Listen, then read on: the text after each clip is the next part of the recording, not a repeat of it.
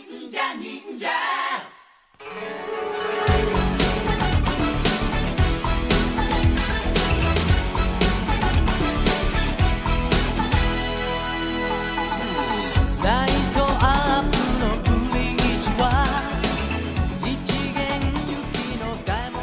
to the Super Sentai Brothers. This is episode 11 of A View to a Kakuranger, the internet's best and only podcast dedicated to Ninja Sentai Kakuranger.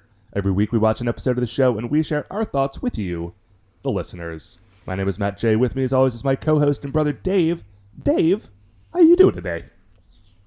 Can't complain, man. It's a beautiful Saturday. Beautiful There was a wintry Saturday. mix. I know. There was like wintry mix outside, earlier today, which is nature's way of saying stay the heck inside. Like, just don't leave You got your couch. But it's the worst. It's like the worst precipitation. you got some of that wintry mix? Yeah. That's heartbreaking because yesterday on November the 18th, it was 72 degrees. Yeah, bananas. But no, it cleared up. It's a beautiful day. And this has been your weekly weather report that's like 5 days late from Cleveland. You know, it's someone has to be getting benefit from that. I have to believe. I can't imagine that that's true. No, Dave, I have to believe that someone is getting some good out of it because we've been doing it for so long that if I chose to believe that no one was getting anything out of it, I would feel very bad about wasting everyone's time. Well, I like it, so there you go. So today, Dave, we are watching episode 11 of Ninja Sentai Kakuranger.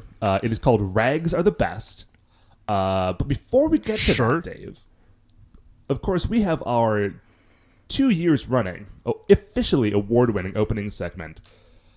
Shining in the Heavens, Dave, there are 5 stars. What is our first star of the week?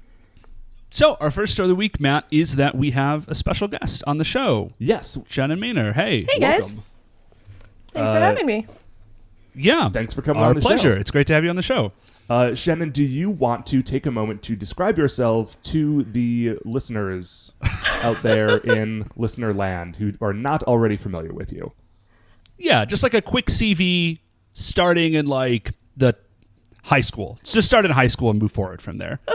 Any part-time jobs, any professional references you can provide? Let's see. What exciting jobs have I had? Well, I worked in Kroger. That's clearly the most important job I've had. Oh, sure. Yes. Then I worked in a DVD store. That was pretty cool. Like a Suncoast Video sort of place? More recently dead, Movie Stop, actually. Oh. Yeah, I've never even heard of Movie Stop. Yeah, I don't know if that's an everywhere thing, but it was definitely a Georgia thing. Okay. And they just recently kicked it. So. A little behind the times, those guys. Oh, they tried so hard. It was basically a GameStop, but for movies. So. Oh. Yeah. I can dig the existence of some place that I can go and buy movies for like $5. Like, I would do that. That makes sense to me. Yes, unfortunately, like the place where you can go and buy a not movie enough for to keep a $5, store in I do. business. Yeah, No, I think but it was hear the you. part where we bought movies back for like 13 cents is what kind of ruined the whole thing. Oh, yeah. I used to work at a game. Well, it wasn't a GameStop, actually. It was a Funko Land. Before Funko Land was like... It was part of the GameStop empire, but it had not yet been... That store had not been rebranded yet. And it was weird because it was like 2001 and we were still like buying and selling like NES cartridges. I think I remember that, actually. Oh, yeah. I think I bought one from you. I forget what I bought, but I got something from you. Oh, yeah. We just had this big crate of them, and we kept trying to shove stuff in there because, like, people would come in with these piles of stuff. And, you know, like, those cartridges are not small. And I remember the boss there, Matt, his big thing is he would say that there was always room for Jell-O. Like, just keep shoving those cartridges in there. You will find room, I promise. Yeah, I never worked in retail. I only ever worked in like restaurants and construction is what I did before I became like a professional, before I had the job that I have now. Right. So Shannon, thanks so much for joining us. We're psyched to have you here. Shannon is also an artist. She is not just a ex-Kroger employee. Oh, yes. Yeah, no, she I also guess does the joke very is cool I things. should get to that I work on Archer. on FX. which is very cool. Which is, I think that might make you the famousest person we've ever had on the show. I'm pretty sure that's true. I mean, the other people who are on the show regularly are like us and the people we went to college with. So Yeah, that's right. Yes, definitely. So until one of us gets a job on a very good TV show, I think that is the case. yeah, which is also a very neat thing, and also creator of Matt's Twitter sketch of him with the Blastoise. Squirtle. Or not a Blastoise, a Squirtle. Sorry. Get it right, bro. Hey, man, I'm trying to give you as much credit as possible. So, Matt, what is our second star of the week? Second star of the week, Dave, is that the other reason that Shannon is on, other than just we wanted to have her on, is that she is a noted Doctor Strange enthusiast, and we are finally going to talk about the Marvel Pictures film Doctor Strange. Who boy are we going to talk about it? Oh my gosh. Good gravy. Okay, my dudes, this movie was so fun. Listen, as a guy who is currently accidentally drinking out of a Doctor Strange mug, wearing a Doctor Strange t-shirt, and talking about Doctor Strange on a podcast all at the same time, I can tell you that I was a fan. What did you two think about it?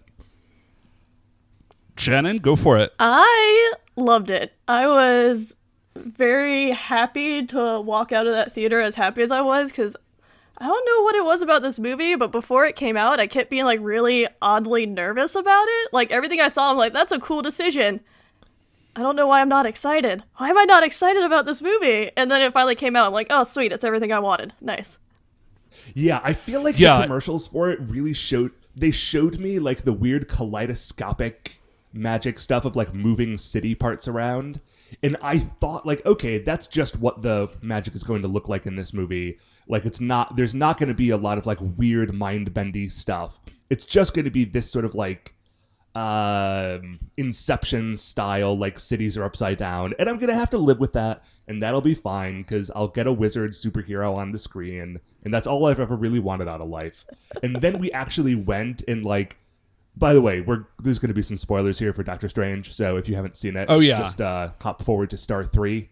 But like when they went to the dark dimension and we're like talking to Dormammu and stuff, like listen.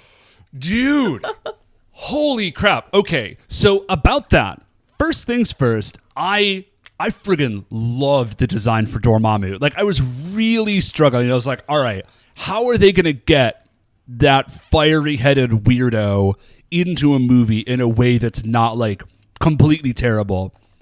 And they did exactly what they needed to do, which is not make him a fiery-headed weirdo and just kind of, like, change him entirely. Well, I mean, he is a fiery-headed weirdo, though. Okay, yeah, kind of. He is sort of, like, rippling. He is undulating, maybe, like a fire, a little bit. Yeah. So... Dude, I love it. Okay. Did you know that apparently Benedict Cumberbatch did the facial capture for Dormammu? Oh, no kidding. Yeah. You know... I can see it. I mean, I guess they decided we already have a guy here with like a weird alien-looking face. We may as well use it. Okay, I mean, a handsome alien-looking face, but it's an uncommon look. It is. That is a true thing. I will. Okay, here is my infinitesimal nitpick about this movie is that the Batch's American accent is like a little bit wonky. It's like a tiny bit weird. Oh yeah, it wasn't very good. Yeah, it's yeah. Although I am glad that they tried. I'm glad that they didn't say like, okay, well, this is our wizard character, so we're just going to make him British. Yeah, I can dig it. If Doctor Strange had been British, it wouldn't have been like the end of my universe. I would have been okay with it. I prefer that he's American. Like, don't get me wrong. But if they were like, listen, Ben, just go for it. Like, just do your thing. Like, I would have lived. It would have been cool. So, okay, let's talk about Doctor Strange as like a character for a minute. Because one of the things that I love about Doctor Strange is okay, basically most things. But one of the things specifically that I really like about Doctor Strange and Spider-Man is that they're both Steve Ditko creations. You know, like Steve Ditko co-creations, at least. Well, yeah, right. And both of their origin stories hinge on a moment where they realize that, like, being selfish, like, isn't going to get them through life the way that they want to, and they have to learn how to, like, work, like, you know, put their skills and powers out in the world to, like, help others that are less fortunate than them. Right? Yeah. Which is crazy because it's Steve Ditko, who then, like, went on to become, like, this crazy, like, Randian objectivist and wrote Mr. A and stuff. So, like, it's this total weird moment where, like, I don't know how much of that is the fact that, like, Ditko, like, got more into objectivism over the years and how much of it was Stan Lee saying, like, no, these people need to be, like, good humans. But I really, really love that about those characters. Yeah, dude, that was another thing I really, really dug about the movie, is that, like, the introductory part of Doctor Strange, where he is, like, a doctor and he's, like, a super jerk. First of all, I think they nailed it. He really was sort of like a detestable human being, which was great. But also they didn't spend, like, a ton of time on it. They were like, all right, like, 15, maybe, like, it's, like, 18 minutes, and then, like, he's in Kamar-Taj and he's, like, learning magic kung fu. Yeah, I did love how much they were just like, we know what you're here for. We won't bore you with him talking. Let's just get to magic. Right. Yeah, exactly. You're not here for surgery. You're here for I also actually, I did not expect this sort of, like, kung fu magic angle. I really was expecting just sort of, like, full on wizardry with, like, spell casting. I mean, like, I don't know if I was expecting 10d6 fireballs, but I was expecting more just, like, magic-y blasty stuff. And the fact that they made it this sort of different thing that is still definitely 100% magic, I thought was really, really cool.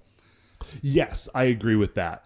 I mean, for a movie at least, it made it very, like, you know, it let them make an action movie out of it in a way that made sense. Yes. The fight scenes in this movie were the coolest fight scenes I've ever seen in any Marvel movie, which is really impressive considering Civil War just came out. Yeah, I know. They were like fighting in a city as time is going backwards and explosions are, like, going the wrong way. Oh, that scene was so cool. Like, like the visuals of, like, people, like, jumping and, like, landing sideways and, like, stuff shifting around, and they're, like, moving junk as, like, people are trying to run away, and there's, like, portals that are, like, reorienting directions as you're, like, falling through, but now you're falling down. The whole thing was, like, so imaginative, so well put together, so cool. The costumes were amazing. Oh, yeah. I love... It's one of the things that I love the most about the Marvel movies is how much they lean into a lot of that stuff. And just like, yeah, this is Doctor Strange. He has the cloak of levitation. Like, that's just what that dude has. I love the personality of the cloak, too. That was one of the best characters. Oh, dude, the cloak was amazing. My only, like, okay, if I like it, I like it. My only concern is that if it continues, I just don't want it to be like Carpet from Aladdin. That's fair. You know, like, I don't want the Cloak of Levitation to become his, like, pet dog. Effectively, like, I want it to be like, it's like a semi-sentient cloak. Yes, awesome, do it. I just don't. I hope they don't, like, go too hard in that particular paint. Like, other paints, go for it. That one, not so much. It looks like they didn't overuse it too much, because there were definitely scenes where he was fighting. I was like, if the cloak helped out right now, it'd be so useful, but it just didn't. Right. Yes, but it did not. Speaking of the fights, the one thing that I am sad that they did not show is that in that last fight, Wong had the Wand of Watum. Yes. And we never got to see what it did. Know. Yeah, I was bummed out about that. I lost my mind when he pulled that out. I know. I also was a little bit like, so Mordo has the Rod of the Living Tribunal? I also lost my mind at that. Yes, absolutely. Which was like, the Living Tribunal sorry, is dude. If you're not like a comic book person, like, real quickly, the Living Tribunal is like a cosmic entity. It's like two steps down from God, in like the Marvel Comics universe. And so he's like, oh yeah, this is the Rod of the Living Tribunal. It's like an energy whip rod thing. I was like, are there like special powers that you're not showing us, Baron Mordo? Because I feel like the Rod of the Living Tribunal should be a bigger deal than that. Yeah, when he whipped that out, I lost my mind, and it was the first time in a Marvel movie where I looked around to all my friends and no one else looked excited. I was like, oh, like nobody else caught it. You nerds, no one else knows who the Living Tribunal is? Why did I bring you here? Guys, that dude crazy with the purple sheet on his head. He's awesome. Yeah, on like most of his head. Yeah, man. Oh my gosh, it was so good. And also on a second, because we did go see the second time, on a second viewing, I am now 100% sure that the three like Dormammu cultists do become mindless ones at the end of that movie. Yeah, they like totally I wasn't do. sure. Yeah, I wasn't sure the first time, and then the second time I'm like, yup, they're mindless ones, definitely. Oh yeah, absolutely. Like their eyes become one big red glowy eye.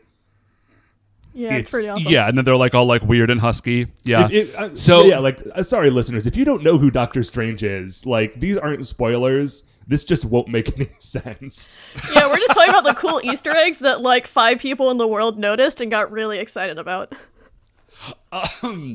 So I will say the only other tiny bummer for me, and this has nothing to do with the movie, this is entirely on Dave's end, is that so in LARP, my character, like the character that I play is like a battle wizard, like that's my whole thing. And I saw the costumes in Doctor Strange and I was like, that's what it looked like in my heart, like in my imagination. That's what your LARP costume despite the looks fact that like that's what the costume looks like. But the only problem with LARP is that you play in the summer, like out in the woods, and we play in West Virginia where it's like always humid and like a gajillion degrees. And so like the coolness of your costume always ultimately runs up against the wall of like how much of a disgusting mess do you want to be at the end of the day. Right. And so like the amazing, like Doctor Strange is like, oh yeah, I'm wearing like 12 layers and there's like all these different things going on. I've got like sleeves and like arm wraps and a cloak. I'm like, it looks so cool, but you would die. Like you would die if you were in LARP. But in my heart, that's what, like if I took boudoir shots as my LARP character, that's what I would be wearing. Nice. Actually, now that I'm thinking about it, I haven't been to LARP in years, but my costume was kind of like that Doctor Strange thing. It's got sort of like a Nehru collar, and it's like that blue linen that sort of goes down to my knees. Right. Well, I mean, listen, not without, that is not totally coincidence. Oh yeah, no. Listen, it's also got like yellow trim. Like I was going for something. I was thinking about this the other day because we had this Halloween party at work, right? And I totally forgot I was supposed to throw together a costume. And so I just threw on my sort of like casual cosplay Doctor Strange stuff, like my gloves and my t-shirt, and like I threw on a red scarf and stuff, like it was very like sort of slapped together. But I had to do it because I was like, you know what? Next week, because this was like late October, I was like, next week everyone in the world is going to know who Doctor Strange is, and right now is like the last moment I can really just get out with this stuff and have it be a little bit under the radar. No, yeah, you made the right call, definitely.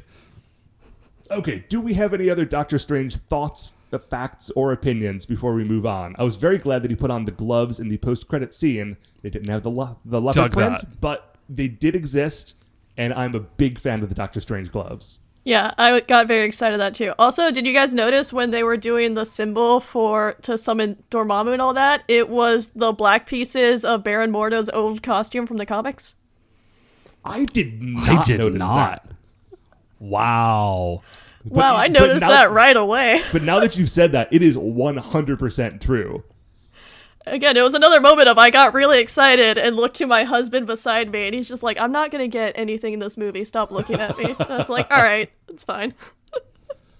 Oh, man, I wonder if they're going to put that in his costume going forward. Yup, it definitely is. I did not catch that. Wow, man. Oh, dude, Baron Mordo was so good in that movie. Everybody was great. Everybody was great in that movie. Yeah, Baron Mordo and Wong were so good in that movie. I loved them both. Yeah. I definitely want more out of Wong in future Doctor Strange movies. Yeah, I mean, we're going to get it, obviously. Sure. But I feel like Wong is one of those dudes who, like, if you... Okay, listen, I'm sorry. I'm going to talk about Wong for half an hour now, so we need to move on. We have got to move on. This is already like a super long 5 stars. Okay, Dave, hit me with a short one. What is our third star of the week? Okay, our third star of the week, Matt, is a history fun fact that I just found out about earlier today. So I was like goofing around on the internet. This was literally like a Reddit post that I saw. But apparently, in World War I, when the U.S. Army like did its part liberating Paris, a commander named Charles E. Stanton went to the grave of Lafayette, like the dude who helped out America during the Revolutionary War. Yeah, the Lancelot of the Revolutionary set. Yeah. And so he went to Lafayette's grave and like did a little speech about like, hey dude, we remember what you did for us, and like we are here and we liberated Paris. And he ends his quote with, Lafayette, we are here. And it was just like the ballerest thing I've heard in a really long time, and I wanted to share it with you. So that's the whole thing. It's just that this dude like showed up at Lafayette's grave, and it was just like, the old pact is honored, General Lafayette. Like, we're here for you. That is amazing. How good was the beat that he rapped it to, though? I don't think Lin-Manuel Miranda had not been born at this point, so nobody was really like doing that as a thing. No one was bringing that specific heat. Yeah, but this it was a cool moment. So that's the whole third star, which is good because we have to move on. So Matt, what is the fourth star of the week? Fourth star of the week, another quick one, is that this week was the first meeting of my monthly pizza club. Your what now? Pizza club. It's okay. Imagine that there were some friends of yours who you had tried to start a book club with a couple of times, and it never really caught on. I'm there. I'm there. Yep, that totally seems like something I would do. And so you give up on book club because you realize it's never actually going to happen. And instead of reading a book every month to get together to talk about it, you just make a plan to go eat pizza at a different place every month. Oh, yeah, that sounds way easier. Yeah, so Pizza Club has begun. We went to Scotty's the other day, which is a place on the east side of Cleveland. Oh, I know Scotty's mood. Scotty's is so good. Yeah, Scotty's is incredible. Their pizza, as it turns out, is also very good. I'd never gotten the pizza there. Since it was Pizza Club, I decided to get a little adventurous. And their classic deluxe pizza comes with anchovy on it, which I had never gotten. Right on. I am glad that I tried it. I probably will not revisit that particular topping because I'm not a huge fish guy, but it did bring a sort of intriguing saltiness to the pizza. And that is your monthly Pizza Club update. We're probably gonna. I think we can look forward to. We're probably gonna get like more of those. Yeah, we're probably gonna get like matching pins for the club. Please do not. I just joined a book thing. club at work. Mm-hmm. I wonder if I can just not read the book and show up with a pizza instead. I think everyone will be happier if you're just like, I didn't read the book, but here's some hot za. Dude, everybody loves that za. I already told my coworker that she's going to get really disappointed with me when I show up the first 3 times and don't read any of the books. Okay, here's what you have to do. Don't read the book. Read the Cliff's Notes so you get like a vibe of the story, and then bring a themed pizza. Oh. Yeah. I like it. I had a friend. So like if you're reading like Thomas Hardy or something, just bring the most depressing pizza possible. That's what you need to do. So a piece of bread? Just the worst. Yeah, just like bread with ketchup and American cheese. No, somehow, and be like, somehow get your hands on St. Louis style pizza. Ooh, oh, jeez. Yeah, nope, that's the most depressing pizza for sure. Yeah, a friend of the show and friend of ours, Aaron, who actually... I think Aaron has the distinction of being the first fan of the show because he is one of our friends who talked us into doing it, who is not involved with the actual show. Anyway. That's true, actually. Totally forgot about that. Aaron lives in St. Louis and will occasionally tell us like horror stories about their pizza. Okay. It is, look it up on Wikipedia sometime. I don't remember like all the ins and outs of it because I try to like it's block monstrous. that horrible memory from my mind, but yeah. Yeah. So, Matt, what is our 5th star of the week?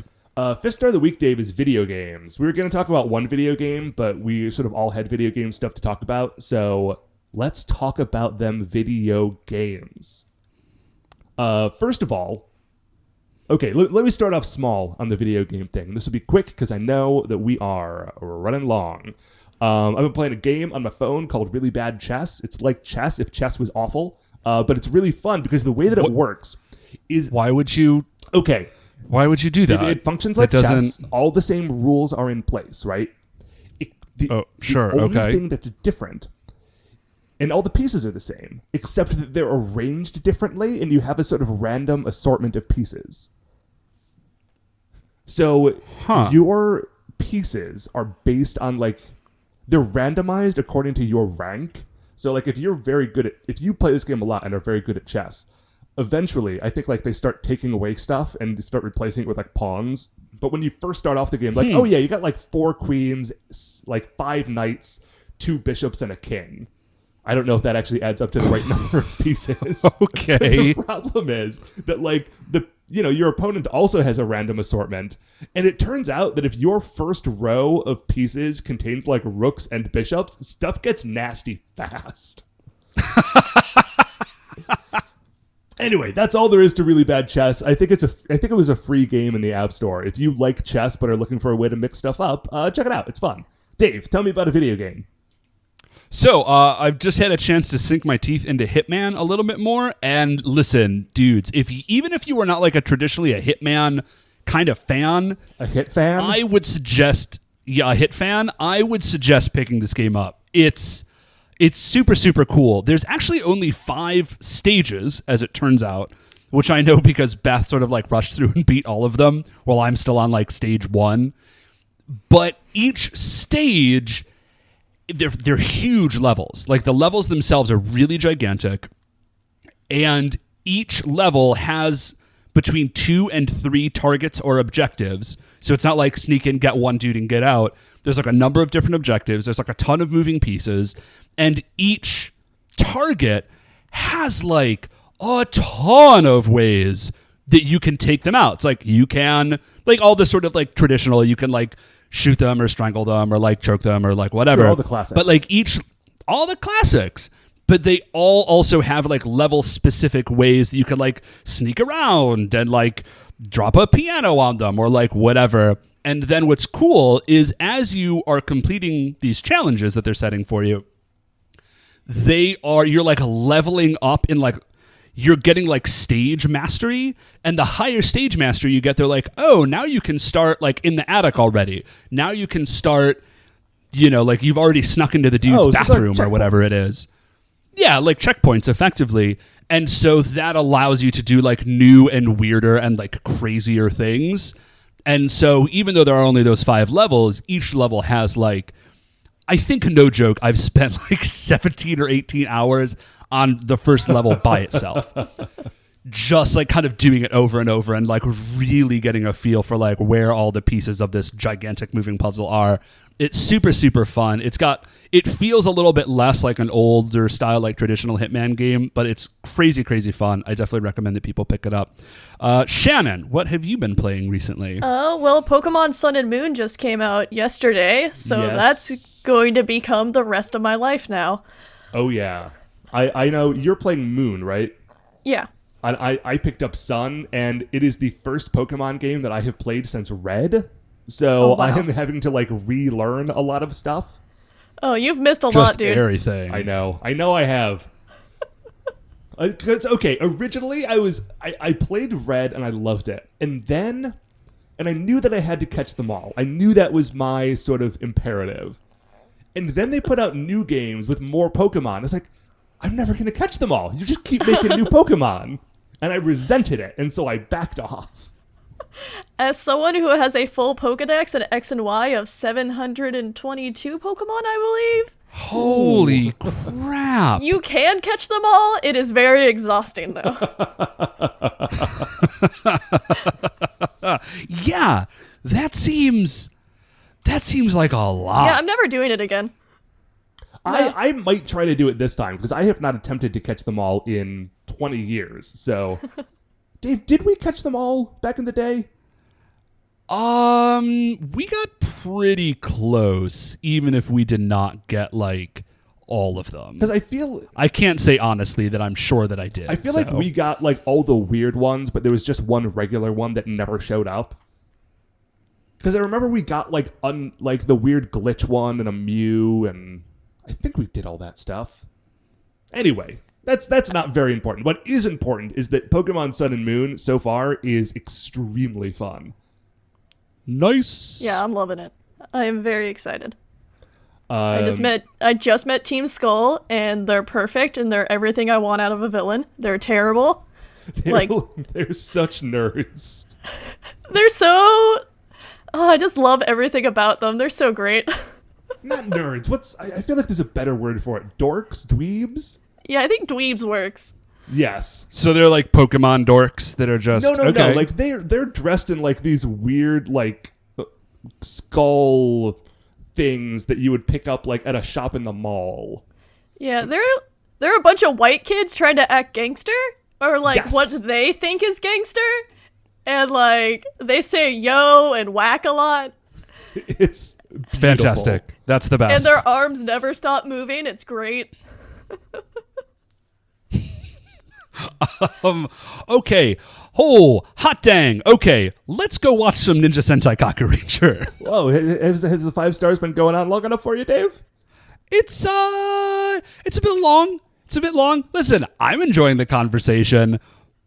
But perhaps our listeners have other things to do with their day. So let's draw this section of the show to a close.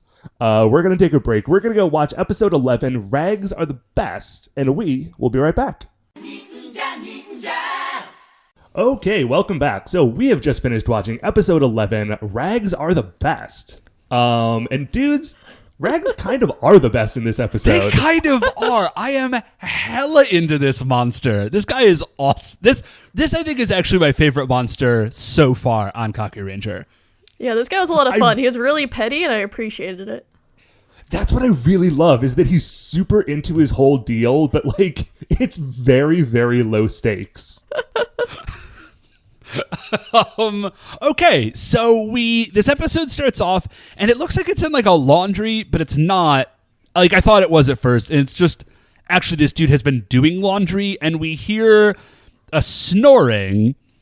So this rag pile is moving up and down, and then the rag monster pops out, and we will find this out in a second, but his name is Shironiri, and he's like a big old pile of... The monster suit actually looks like a big kind of pile of goo. You know what it looked like to me is like the thing that you pull out of your lint trap if you like molded that into a person. Yeah, That's sort of like works. gray, but like has some like weird colors around the edges and is sort of mottled and like twisted up. And he does have some like writing on him, I think. He Does did?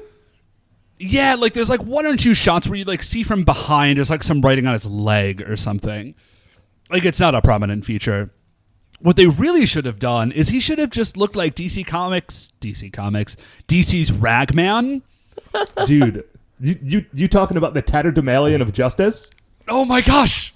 Yes. I love the Ragman so much. I feel like that would have Ragman changed this episode, though. Yeah. Oh yeah, very there much would have been so. a lot more.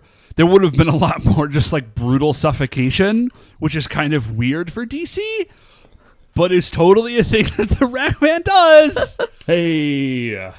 Ragman is a superhero-ish whose suit is made out of like rags that also contain the souls of criminals that he can do stuff with. I don't know. It's very I weird. think it's something like that, man. Comics are weird. So Comics are 100%. so weird.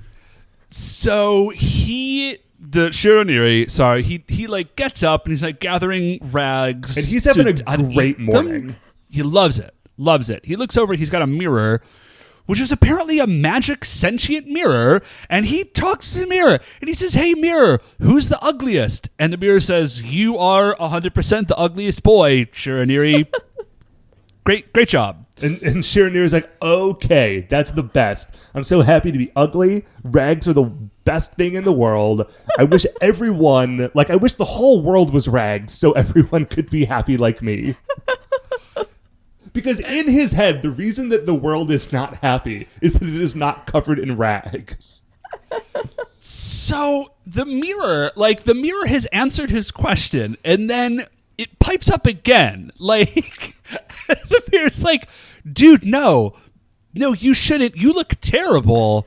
You should dress better. And then it shows him some pictures of like people just walking around in like the street dressed nicely. And then Shironiri is so furious. Yeah, he's like, how dare you? Hold on real quick. Because what the mirror says is like the rest of the world does not understand like how you think because they all dress nicely. And then he's like showing pictures like nice dress shops. Yeah. But like I definitely get because the mirror says it doesn't say they dress differently or like look at those idiots who wear not rags. It says they all dress nicely, like as opposed to you idiot. And then Shironiri is so furious. His like arm shoots out and lengthens and he shatters the mirror, which screams, by the way. So like the mirror this is not just like a mirror. This is not a magic mirror. This is like a sentient object that is terrified of its own death. Yeah, like like no joke. Shironiri just murdered his roommate. Like that's what happened here. Yeah. So we go from there. We go from there to the street that Shironiri just saw, and I actually really dig Shironiri's human form costume. Not costume. That is a human being. It's just it's not a costume. He's got kind of a scarecrow vibe. Yeah, I dig that. I know this is the second monster that we've described as having a scarecrow vibe. This is a different sort of scarecrow vibe. He's got like that sort of floppy hat, and he's got sort of like a patch painted on his face, so he looks a little like a ragdoll-y thing. Yeah, and his clothes are all like raggedy and messed up. And he's standing on the street, and he looks down at these two ladies that he like just saw, and he says, your clothes terrible. And he does it super cool. What does he call it? Yojutsu, like rag transformation? Yeah, I think that was it. Oh, yeah, I think that's it. Whenever he does it, I just write the word rags in capital letters in my notes, so I didn't actually get the real name. But his like hand glows, and he shoots like a bolt of whatever at these people, and they're like, and they freak out, and then their clothes turn into rags. And he says, yes, this is the best. Which, like, I don't get, like, his motivation. Maybe he's just trying to, like, forcibly convert people. But what I love is that, like, he is going on a rampage, right? Like, oh my gosh, like, this dude is, like, he's going to do bad monster stuff. And literally all he does is, like, mess up people's clothes.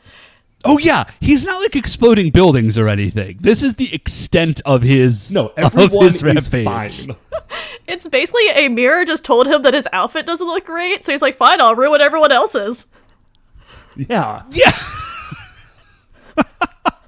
That's exactly what he does. So we cut to later that day, because it's nighttime now, and he's outside a child's birthday party, and it's a bunch of kids all singing happy birthday to their friend.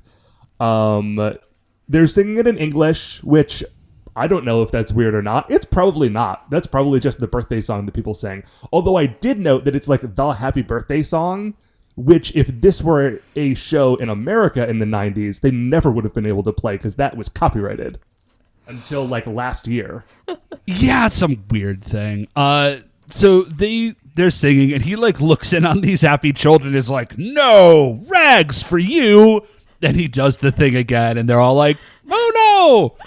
And the kids are all sad. And they are weeping as though like someone had just died in front of them. One of the kids is like, what am I going to tell my mom? I like that they weren't even like doing anything about clothes. Like the other ladies were like maybe shopping and caring about clothes. These are just kids having a party, and he just strolled in and ruined their clothes. Have your party, kids. Maybe he was anticipating that she would be getting a new dress for her birthday, but like he just couldn't wait to see. He's like, no, I need to ruin these clothes now.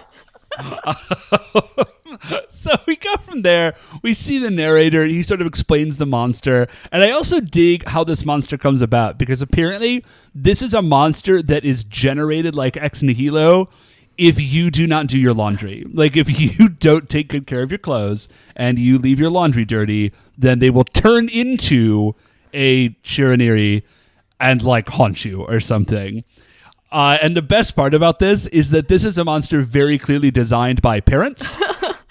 Oh, yeah. Yeah, like, this is like a hook hand style monster. Like, if you don't do your laundry, then Shiraniri will come and, like, I don't know, whatever Shiraniri would do to you if he wasn't just messing with your clothes. But I think that's all he does. I think he literally just messes with your clothes. Man, who knows? Like, that's what the Kakuranger version of it does. The actual, like, Vocalor version probably, like, eats your eyes or something terrifying. Oh. Well, the eyes really are the clothing of the face. Oh, yeah, right. Like, that's the explanation. And that's what it's like. If you don't do your laundry, Shiraniri's going to eat your eyeballs. It's like, whoa, Dad, chill out. I'd do my laundry, Maybe though. just do laundry. Oh, yeah. Right, no, that would do laundry, it. I might do laundry later today. So we go from there. We're over to Nekomaru, and Tsuruhime, for some reason, is doing everybody's laundry. So she's got all their laundry out on, like, clotheslines, and there's a washing machine, but just, like, sitting on the ground, like, outside Nekomaru. Yeah, so, okay. I'm still I don't know not what this thing is hooked up to. I still don't know where the Kakurangers live, because every time we see them, they're just, like, camping outside Nekomaru. I think that's where they live. So, like, I think they're, like, nomadic. They don't have... They're bums. We've seen them sleeping in tents, so maybe they just live in tents outside of this truck. Yeah, probably, I don't think that they have a home. And then they just, like... Oh, you know what they probably do? I was trying to think, like, how do they possibly store this giant washing machine inside Nekomaru all the time? But they probably just ninja magic that thing up. Like, they don't store their motorcycles inside Nekomaru. They just ninja summon them. So they probably got, like, a whole list of, like, more mundane ninja summons. That we just do not bother to see. Nimpo laundry? Oh, dude. Oh, man. This show would be so much better if we saw them do it. Like, just give me that 30 seconds where Tsuruhime is like, Ninpo, like, summon washing machine, and it just appears. I want to see them Ninpo everything. Like, as far as I'm concerned, they have no personal possessions outside of these clothes that we see and Nekomaru, and, like, literally everything else is just summoned out of, like, ninja magic. I'm also pretty sure that's only one outfit being hung up on those laundry lines. Oh, yeah, because that they is wear one person's 13 clothing. shirts at the same time. So Tsuruhime is furious. She's like, you jerks, why am I doing all your laundry? Seikai runs over, and he's like, oh, I'll help. Like, you chill out. And then he says under his breath, he's like, these will be perfect for recycling. And Tsuruhime's like, recycle what now? And he says, nothing. Don't even worry about it. Like, you chill. I'm going to take care of this laundry. So I feel like this is something that Tsuruhime should have noticed, that, like, Seikai was being shifty, but I think honestly she was just so relieved that someone else was volunteering to help do anything useful that she was willing to accept it. So we see Seikai, and he's saying to himself, he's like, like, a couple weeks ago I met this cutie, and he, like, imagines back, and what we find out is that he has met this girl who does a flea market, and she was, like, handing out flyers, and she's like, oh, come to the flea market, and, like, flea market, I guess. Right, but very specifically, Also, it is a flea market for charity. Like, just real quickly, though, the thing where Seikai was in love with Tsuruhime, is that, like, clearly that's not on anymore, but, like, I kind of did expect that to be a little bit more of a thing. Maybe the fact that we just finished watching Jetman has, like, skewed me on, like, how in-depth the romantic relationships is going to be. Yeah, I don't think this one's going to be as big on an overarching plot. No. I mean, this is episode 11, and there still isn't a plot to this show. I do not believe that at any point the Kakurangers are going to be flying on the wings of love. Only the two of us. There's no way that's going to sync up in the recording. Yeah, no, it won't. But in our hearts, Matt. So in our hearts and hopefully in your minds, listener. So here's what Seikai does. He steals everyone's clothes. That's the first thing that he does. Is he steals literally all the clothes that the people own, that his friends own, that they're not wearing. So he goes to the flea market, which is in the same spot where Kaori and Guy had their romantic dinner. I don't know if you noticed that. I'm pretty sure it's the same spot. Yeah. I'm not like totally sure on that, but I think it is. So he approaches this girl, and like he doesn't even say anything to her. He's like, "Oh, is this the flea market?" And she says, "Yup. There's a 2,000 yen fee to sell here, and will you donate some of your profits to help children around the world?" And he says, "Yeah, absolutely." And like this is his, like, Seikai, dude, just ask her out. Yeah, okay. You're like a ninja superhero. You've got literal superpowers. Just like, I'm not a lady, but I feel like if a dude like just ninja'd out of nowhere is just like, "What's up? I have superpowers. Would you like to get coffee?" I feel like that would work for me. Like, I don't know if that's enough to lead to a second date, but at least it's a good first impression. Right. Unless like, that's a like, great leap from opener. the shadows and terrify her. Which really don't, could go the other way. Yeah. Like, don't do that. But I just feel like if I were Seikai, I feel like you would lead with ninja superpowers rather than like, "I have some old clothes to sell." One of those just seems a lot more. Anyways. I would get coffee with the dude. He's like, "Hey, I'm a ninja superhero." I'm like, "Cool, I guess we'll talk." Right. At least you'll get at least that far. Yeah, but now, okay. Seikai, honestly, I feel Dave, like I was once a teen man. And the idea that like to try to get a woman to fall in love with you, you would just like go to the place where they work and hang out and be like kind to other people. Like that was absolutely my game. Like it was a bad game. Yes. It literally never worked, but that's not only something that I might have done, I'm pretty sure that's something I did do. Oh yeah. Okay. Yes, that is a thing that you did and I did. We were young men. We didn't know any better. But also, in our defense, Matt, we were not ninja superheroes. Maybe you weren't, but yeah, no, we absolutely were not ninja superheroes. Okay, so this is his plan. He's gonna sell clothes at a flea market, and hopefully this girl will notice him someday. Ragman appears, and he does not dig the fact that people are saving clothes to reuse. He's like, "No, clothes are supposed to become rags. The only reason that clothes exist is because they're like the base matter through which like the alchemy of time transforms into rags. Like that's the purpose of clothing. I can't believe you people are doing this." Yeah, he's just so furious at the concept of recycling, which makes him such a perfect 90s kids TV villain. I did not even think this guy would have been so perfect on Captain Planet. Oh man, why is there not a live action Captain Planet movie? Honestly, dude, you know it's coming. It's gotta be like, sorry, I know that was a hard left, but like I really want to see that movie. So we go back to Nekomaru, and the other Rangers are furious at Tsuruhime. They're like, "How could you have done this? Like, where's all my clothes and like my favorite jeans?" And they are being okay. This is not like joke threatening. They are doing the thing from old gangster movies where you punch your open hand a couple of times to make it like in a threatening fashion. Am I describing that action correctly? Yeah. Yeah. They're also cornering They her? are not. Yeah, it's an uncomfortable moment. It is made a slightly less uncomfortable by the knowledge that Tsuruhime could beat the hell out of these three guys if she wanted to. Yeah. But it's not. That's not the way to be, you dudes. Yeah, it's not a cool moment for them. So they are furious, but like, dude, Seikai is gone. Like, I understand that they're mad at Tsuruhime and that like we're watching a show for babies, but the fact that Tsuruhime is like, Seikai started helping with the laundry. I took a nap, woke up, all the clothes are gone, as is Seikai. How is this not, like, obviously this is Seikai's fault.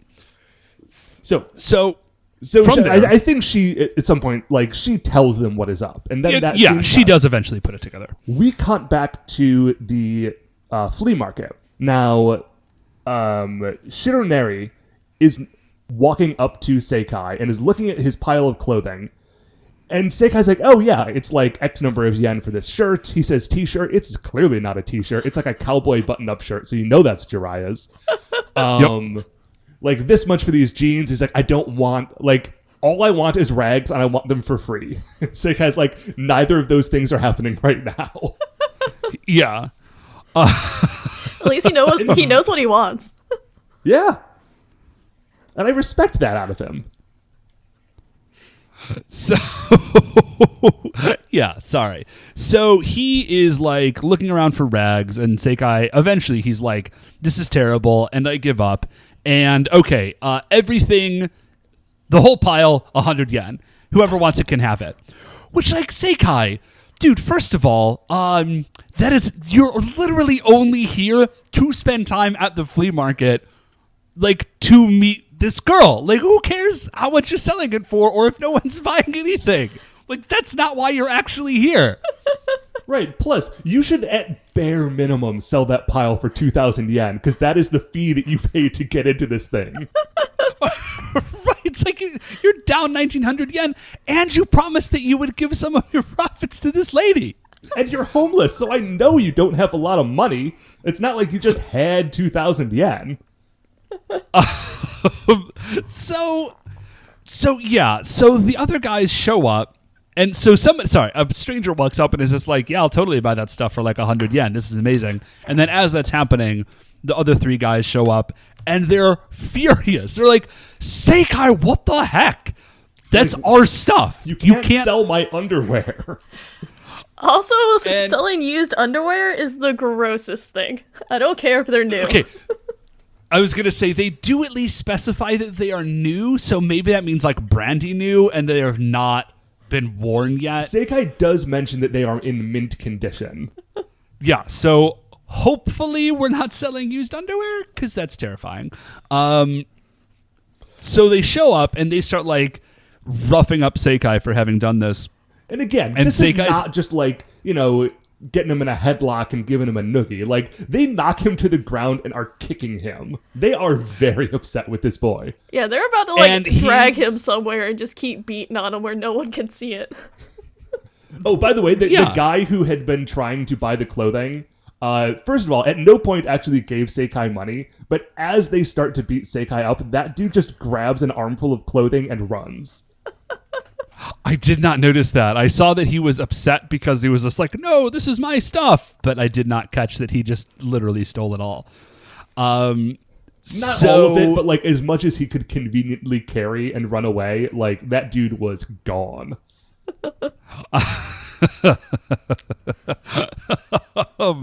So Seikai's only excuse, he says, well, I did it for the children. Oh yeah, I did it for the children of the world. I did it for a good cause, for the children of the world. They do not accept this as a reasonable excuse for stealing all of their clothing. To be fair, they also heard that he was going to sell all of it for 100 yen, so none of that money's going to children. No. Yeah. That's burger money. That's what that is. So, so the girl, like the flea market girl, who literally is never given a name. So flea market girl like walks up and she's just like, I don't know what you guys are doing, but it is wholly inappropriate for these surroundings and you guys need to leave. And they are chagrined, I guess, about this. And then Shironeri sort of sees over from the side, and now he's angry enough about the recycling that's happening that he brings all the rags to life and they start attacking people. Which is an amazing scene, because what is happening is that like somebody just off camera is just throwing a shirt at somebody, and like they keep cutting around to make it look like people are being attacked by clothing. It's just this weird like tornado of shirts and pants.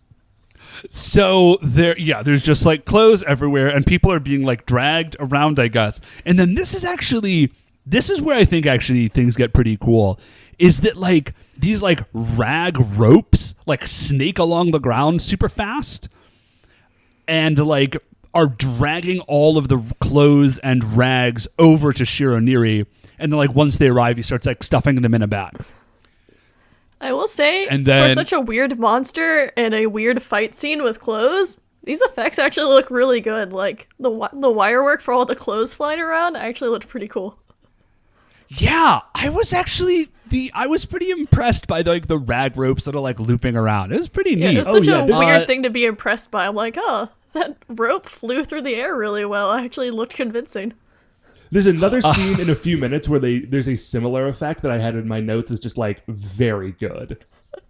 So the lady, the flea market lady runs up to Shironeri and is like, "Hey, I don't know what your deal is, but I am the one person in this episode who is responding to things in like a normal way. So I'm going to call the police and then they're going to come and deal with you." And he's like, yeah, he's like, yeah, try it. And so she runs away and he starts chasing her. And then he turns into like his full on monster form and then like grabs her and starts like running away with her basically. Seikai sees this and is like, "Oh, no. Like, please do not do this. This is, I've tried to impress this girl, and now, like, this is the worst case scenario for Seikai." Right. He's like tried to be super cool and he has failed completely. I mean, listen, it's even worse for her. I'm not trying to frame this entirely, like, in Seikai's point of view. I'm just saying, that dude's having a bad day. His plan has gone as wrong as it can. So, But now he gets to be a superhero and save her, and I think that's kind of cooler than selling clothes. Yeah, 100% cooler than selling clothes. That is... Hey, listen. So maybe he could save this. Maybe. Maybe. Right now, he's only trying to save her. Previously, he was trying to save all the children in the world. So, from some perspectives, this is kind of a step down. Certainly more exciting, though. So, the Shironeri is like running away. He's got the flea market girl. I genuinely wish they had given this person a name. Could we just And decide so, like, he's a running name away. for her so we don't have to keep stumbling over this? I don't care. Okay, she's Sally now. Okay, so Sally is being like dragged away by Shironeri. Seikai is following, and then like as they're doing this, Tsuruhime rolls up in Nekomaru, and she says, "Hey, just like jump on, and we will drive after this dude. It'll be great." Yeah, like she does not stop for him. She drives next to Seikai, throws the door open, and he jumps into a moving car, which seems cool for a second until you see what Jiraiya does. This is the only note I have down in my notes because I just drew a picture of it. Okay, so Jiraiya like runs up behind Nekomaru, just jumps on top of it, and then I forget if he says something, but like we flash down and we see Tsuruhime, and then we flash up, and Jiraiya has just acquired out of nowhere. I assume he ninja summoned it. So Jiraiya has ninja summoned a giant rope and turned it into a lasso. And he like from the top of Nekomaru, He is like standing, he is ghost riding Nekomaru. That is not what that thing is, but yeah, There's he's someone surfing. in the he's car, like, but he's standing on top of it. He is urban surfing Nekomaru, and he like lassos the rag monster. It's the best. Just in case it had been a few episodes and you had forgotten that he showed up wearing a cowboy costume with 6 shooters, this dude straight up lassoed this guy. No, it doesn't work. And I looked away for a second, but does it literally like pass through Shironeri and is like just rags? Is that what happened? Honestly, I had the exact same experience. I think one of two things happened. Either he got the rope around him and Shironeri did like a weird like ninja substitution thing, and so it was actually a pile of rags and not the monster, or he did grab Shironeri but like just pulled off part of the rags that like made up its body. I remember seeing the rope land on Shironeri and pull him back, but again, I started drawing it because it was the coolest moment in this episode so far, so I didn't see what happened either. Okay, so we all missed it. So in any case, but something happens, and he gets away. Jiraiya did the coolest thing, but it did not actually work out. Yeah. So he escapes, and like Tsuruhime is just like, okay, well, like I'm gonna wait here you go figure this out, and like when everybody else catches up, like we'll follow you. Right, because they try to drive after him for another minute, and then Shiraniri like shoots a bunch of rags at Nekomaru, and like it covers up the windshield, and so they can't see where they're going, so they have to stop. Yes, totally forgot about that. Thank you. So it was a hectic moment in the episode. So Seikai follows Shiraniri to an abandoned factory, and this is super cool. Is this the thing you were talking about, Matt? No, actually, but it's very similar. Okay, so what happens is that Seikai like runs up, and he trips over something. I forget exactly what happens, but he is just like, there's a trap, and it's like a rag trap, and like a bunch of rags fly at him, and then a futon mattress comes up and like wraps itself around him, and then some rags tie him up in the mattress. So he is immobilized, and it's super rad. It is a very So Seikai cool is moment. captured. Yeah, so Seikai is captured. And so now Sally and Seikai are in this old factory where Shiraniri lives, I guess. And Shiraniri is just ranting and raving about how awful recycling is.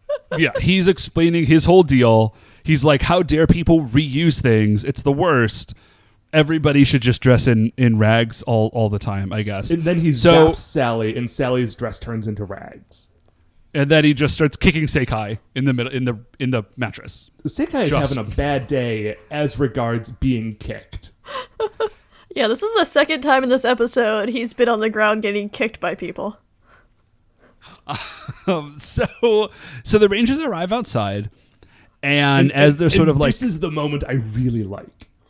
Okay, so they're scoping the situation. And they're crawling up, and like there's this big sort of like field of tall grass around them, right? Yeah. And they look back, and the grass is like rustling, and then it cuts down. Velociraptor style. Yeah, exactly. And so like the grass is rustling, and they look up, and these like snakes of ropes like shoot up through the grass and start wrapping them up.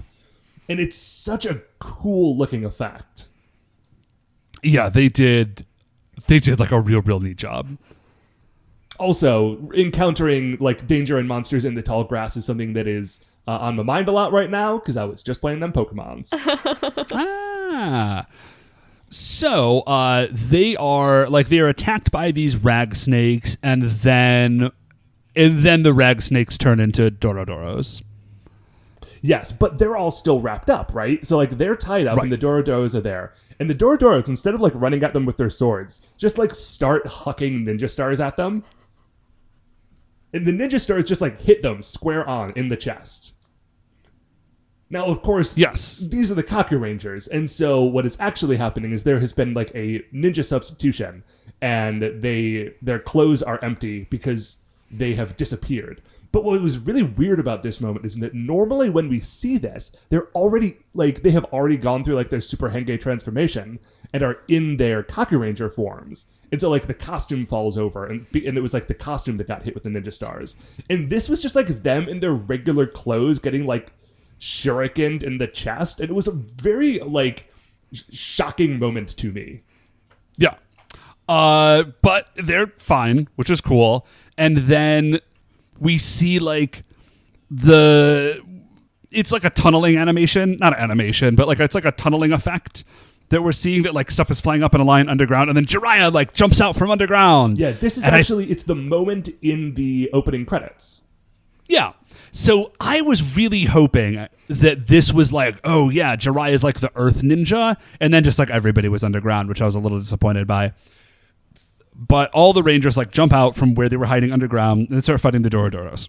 We go from there into the factory, and we find out that Shiraniri's grand plan, his like giant overarching goal, is just to destroy all the flea markets in Japan. This is his goal.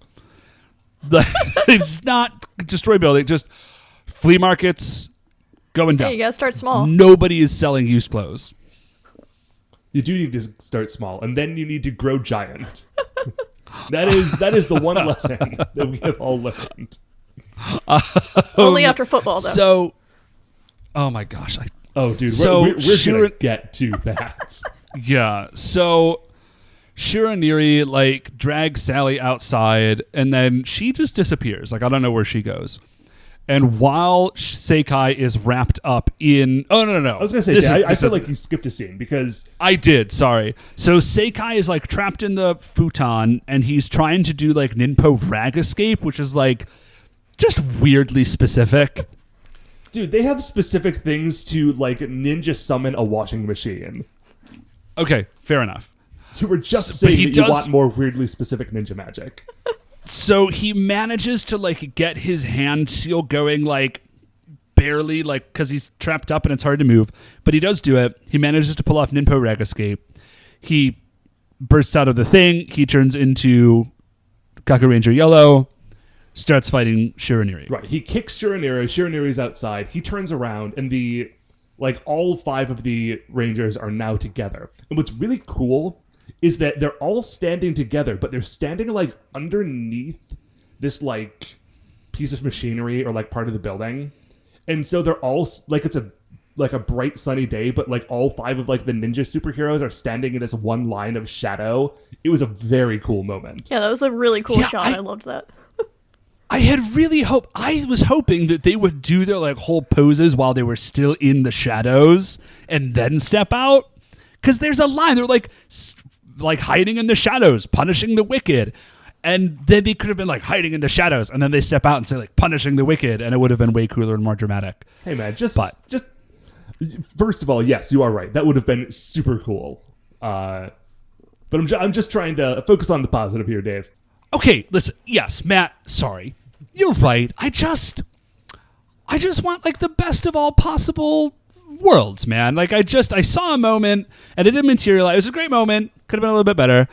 So anyway, so they start fighting and thank you for moving away from that before I tried to put together a complicated Candide joke.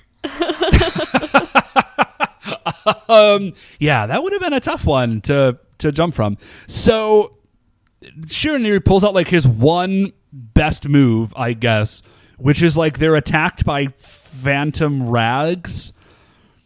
It does not work very well. Yeah, it's called rag dancing, and it's just a bunch of like superimposed images of rags flying around, and there are explosions. Yeah, and then the Rangers kind of they jump away and they just reform. Well, what's cool is that like they're all sort of stumbling from that, right? And he runs in to go attack them, and each time he swings at one of them, they just disappear until he's standing alone, and then he turns around and they've all formed like a human pyramid where they're standing on each other's shoulders. It was very fun. Then they unleash Ninpo Exploding Jump, which is literally like they do gymnastics at him, like around him, and then they attack him with swords, which do not explode.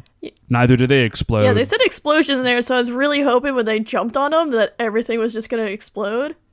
And I was really disappointed. Maybe they were like exploding into action, but it's not like they don't blow stuff up in this show. I was going to say they play pretty fast and loose with explosions. It would not have taken a lot to get another one in, and it would have made just so much sense. But they don't do that. What they do is so they do gymnastics at him, and then they play Kakuranger Ball. Everyone's favorite new game. I hate Kakuranger Ball so much. Kakuranger Ball is so, like, it's so dumb.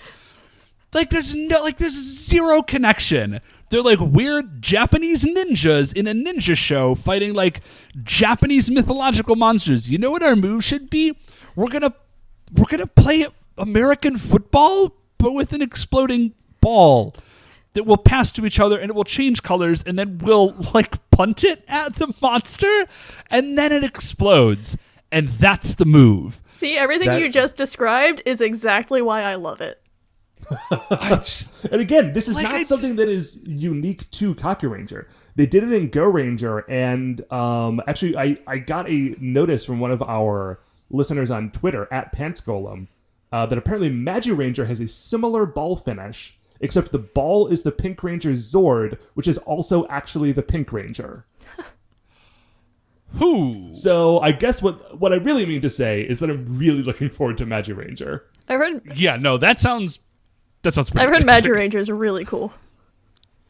Power Rangers Mystic Force is not, but Magiranger apparently is. I wonder if there's a my rule understanding. Yeah. I was just going to say, my understanding from Matt and Michael is that nothing in Power Rangers is actually legitimately cool. Well, okay, that is not true. I think that maybe that again, I think when we've had this conversation on the show before, it's cool for a different quality of cool, right? Yeah. Okay. Like the sort of thing that you get in a Super Sentai show is not going to be the same thing that you get in Power Rangers, but Power Rangers definitely does have its own sorts of like very cool things and charm. Yeah, it's kind of like how Kakuranger is very cool and weird in a way only a Japanese thing can be cool and weird. Power Rangers is kind of cool and weird, but in a more American way. That's actually that is actually a much nicer perspective on it. No, that doesn't mean that Magic Ranger is good. Or I'm sorry, that Mystic Force is good. No. Yeah, but it's not. that does not speak for the entire quality of the Power Rangers franchise. In the same way that Power Rangers Samurai apparently being awful, especially as compared to Shinkenger, which I've said before on the show is amazing, does not mean that like Dino Charge is bad, because Dino Charge is not bad. Oh, Dino Charge is good. I've never seen Dino Charge. Dave, you have seen Dino Charge. We did a whole episode where we watched Dino Charge. That's right. We did actually do a special episode of Dino Charge. So back to Ninja Sentai Kakuranger. Shiraniri is like, all right, time for giantism. He turns into a giant. Seikai summons Yellow Kumard. He does the Yellow Ranger spin, which is awesome. Like he picks up Shiraniri and like spins him around and throws him, which is great. Shiraniri goes to attack him, but every time he goes to attack, like Seikai's giant robot teleports to another part of the field, which is amazing. Yeah, I did not know Yellow Kumard could do that, which apparently he can. And then he lets loose a new cool attack, which is Blazing Ring, and they superimpose a hula hoop that they've set on fire, and then it like, yeah, you see it in front of Yellow Kumard, and then you see it in front of Shiraniri, and then Shiraniri explodes. Look, they had a lot of good. But it's they had a lot of good effects with all the clothes. They couldn't keep it going. Yeah, it's a flaming hula hoop. And plus, they had all these extra hula hoops sitting around. So I figured something out, Matt. You know how we've been talking about how Muteki Shogun just like shows up and there's literally never any fight with Muteki Shogun. He just like shows up and murders. Yeah. So I think the idea is that like the giant fights that we would normally get with the combined monster, that's just the beast generals. And by summoning Muteki Shogun, it's like a combination. Like that's the final move. Like, Muteki Shogun's flaming sword, that's not the final move. Like, summoning Muteki Shogun, who then does the sword, that together is like the fight. You see what I'm saying? That really makes a lot of sense. I think that's got to be it. Because, like, again, literally, there is no fight. Like, they summon Muteki Shogun, Shiranui starts to run at it, and then Muteki Shogun just wrecks his shop. And was there a new, like, it's not animation because it's a live action show, but was there like a new like sequence of shots for that where like they were showing the castle behind Muteki Shogun in a way that they didn't before? Yeah, there was, I think so, which is actually kind of neat. So Shiraniri dies, and his last words are like, "I was the ugliest, rags are the best," and then he's dead. So we go from there back to the flea market, and the Rangers are there, and then I guess they do donate all their clothes? Yeah, so they all have boxes of clothing, and they walk up to Sally, and they're like, "Hey, Sally, here's all of our clothing. We want to help children." And she is so happy. And so, yeah, right after they do that, they're like, "All right, Seikai, like, you can do it. Like, go for it." And they sort of push him up to the front. And Seikai desperately tries to say the words like, "Hey, will you please go on a date with me?" But literally cannot force the words out of his mouth. And then he hides behind Sasuke. He's like, "No, you do it for me." Yeah. Tsuruhime, once again, saves the day. And she, like, steps in front and she's like, "Seikai would like you to be his girlfriend." Which is like a big jump. Seikai, maybe just, like, go out, get to know each other. Learn her name. But the girl says... but the girl says, like, Yes, yeah, no, sounds great. I would love to be your girlfriend. And Seikai, which I did not expect. No, I don't think anyone did, especially Seikai, because the look on his face is like he's going through a lot of emotions all at the same time. Like happiness and shock, and maybe a little bit of like, whoa, now I don't know what to do. And she says, it's never gone this well. But I already volunteered. I'm going to be going overseas to do like volunteer work. So I'm going to be gone for just like a real long time. So I guess we'll just have to be friends. And then Seikai literally like collapses and starts like weeping and like dabbing at his face with the clothes that they've just donated. Then we cut out to the narrator, and the narrator's like, hey, all right, so I guess this is all done. Don't throw away clothing. Old stuff can be cool. You know, recycling is the best. Have a nice week. Yep. And then that's it. So, man, I really liked this episode. I really dug this episode. Yeah, this one was a lot of fun. So, I know we don't do high points and low points anymore, but this episode would be heavy on the high points. Yeah, definitely. So Matt, where does Shiraniri go on the Creature Royale? On the Creature Royale, okay. So, without looking at the names on the list right now, I'm thinking at least top third, right? Yeah, I'm into that. Yeah, he's cool. He's got a cool look. I just love his like super intense pettiness. I'm real into it. Yeah, I like that he didn't really have like a villainous plan. It was just like, it was personal. Yeah, okay. Very much. Like he kind of, oh man. I'm having a little bit of trouble trying to figure out where he goes on this list. Okay, is he better than the Jewelry Priestesses? Oh yeah. Yeah, he's definitely better than the Jewelry Priestesses. Okay, like let's get nuts. Is he better than Gakitsuki, the mouth monster from a couple weeks ago? Ooh, that guy got real small.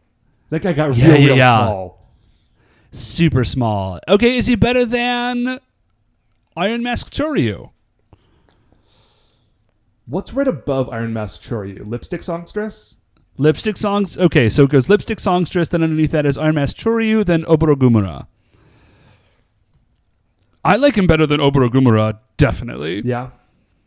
Yeah. Ooh, although his look is not nearly as cool. So I'm going to say cooler than Lieutenant Shiryu, not quite as cool as Oborogumura. I am comfortable with that. Shannon, do you have any input on this? I'm trying to remember who those are. I remember Lipstick Songstress. Oborogumura was the taxi monster from like real early on in Kakuranger, and Lieutenant Shiryu is Doshikaku's like Goma second in command. Oh, yeah, that guy. I remember him. Who's actually like a real cool dude. But I do. I think I like Shiraniri cool more than Lieutenant Shiryu. Not maybe quite as much as Oborogumura. Yeah, I think that's a good spot for him. Yeah. All right, man. So that gives spot number 16. 15, sorry. The reason that we always say the wrong number is that the first row in our spreadsheet is just like the titles. And so... The title. Yeah. Little peek behind the curtain there. Hey, so that's basically it for us. Shannon, thanks so much for being on the show. Thanks for having me. Oh, yeah. Thank you so much. Before do you want to I was going to say plug anything before you... let me see if I can remember all the stuff I have to plug, because I'm actually on podcast now. I guess you can follow me on Twitter at Shannon Maynor. What's my store? Shannon Maynor Art at storeenvy.com, where I am selling sketchbooks and stickers. And I am on the podcast Cool Kids Table, which is an RPG podcast. And you can find us on Twitter at CKTcast. I'm pretty sure that's right. I think that's right. That is a very fun show. Cool. Thank you. Let's see. And if that's anything else? Or can we start hitting this closing script? That's it? Okay. Well, in that case, that is going to do it for another episode of A View to a Kakuranger. Before we finish up here, I'd like to remind you all you can email the show at supersentaibrothers@gmail.com. You want to get any updates on future episodes or check out the things we're talking about on Twitter, we are at Super Sentai Bros. If you like the show, please remember, shining in the iTunes review section, there are 5 stars. Rate, review, subscribe on iTunes. That, theoretically, helps new people find the show. Super Sentai Brothers are a production of Retrograde Orbit Radio. If you want to check out any of the other Retrograde Orbit Radio shows, you can find those at... Is it retrogradeorbitradio.com, Dave? I should have looked this up. Yes, it sure is. Okay, then you should go to retrogradeorbitradio.com, check out all the great shows. Shannon, thank you once again for being on the show. It was a ton of fun having you on here. Thanks so much, guys. And we are the Super Sentai Brothers. I'm Matt. I'm Dave. And we will see you next week.